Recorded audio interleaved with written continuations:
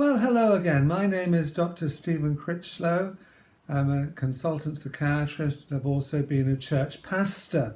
And I'm doing a series of talks on the topic of finding the yes in the mess. And today I want to talk a little bit about how the power of love begins to impact the whole area of suffering. In the first three talks, we've talked a lot about suffering and pain.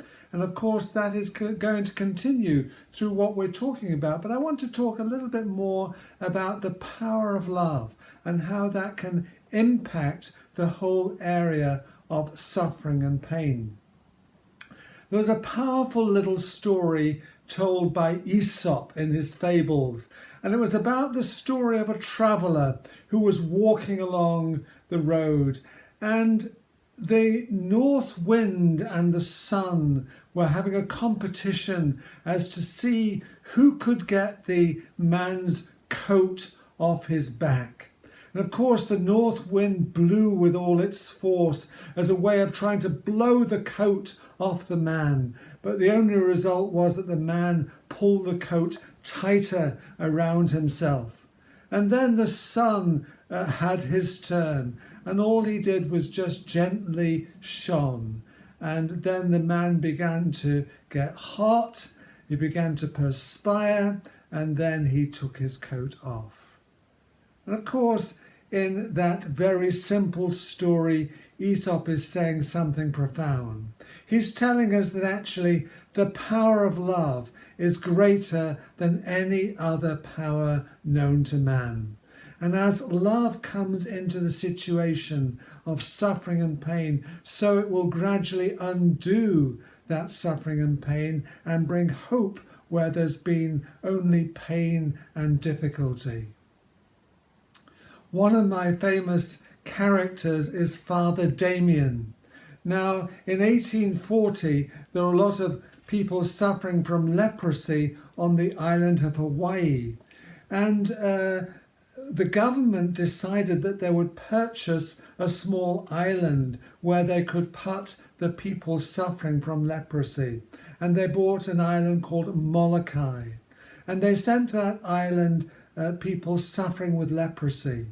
First of all, it was about 40, and then finally about 800 people went. But of course, no one would go to the island to help look after these people suffering with leprosy. And then finally, Father Damien volunteered. He said, I will go. And of course, initially he kept his path clear from leprosy by avoiding touch, but he got more and more involved and began to touch and hug the lepers. And of course, what happened then was that he contracted leprosy. And one day in his congregation, he addressed them as brethren and fellow lepers, because of course he had caught that disease. And it was from that disease he died.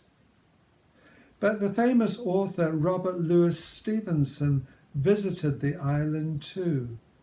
And he was overcome with the tremendous suffering that he saw. He describes them as a population as only now and then surrounds us in the horror of a nightmare, the butt ends of human beings lying there, almost unrecognizable, but still breathing, still thinking, still remembering, a pitiful place to visit, a hell to dwell in.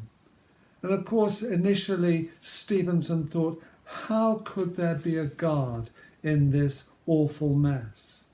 But then he saw the tremendous love of people who were looking after those suffering from leprosy, and particularly the matrons and the sisters at a home called Koluapapa.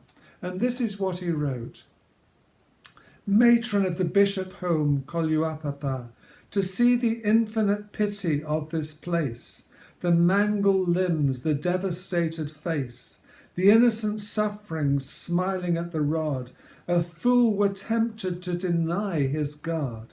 He sees and shrinks, but if he looks again, lo, beauty springing from the breasts of pain.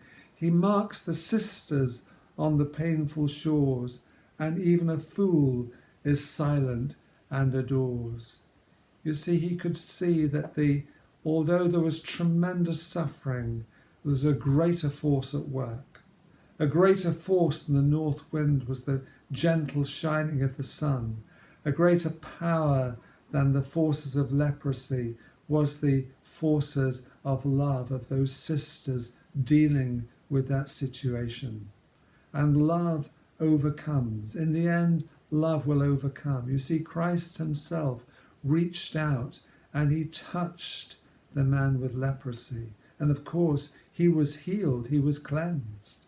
And the power of Christ is still the same. There's still healing in Christ's name, although we may not often see it as much as we used to. Anyway, God bless you and thank you for listening.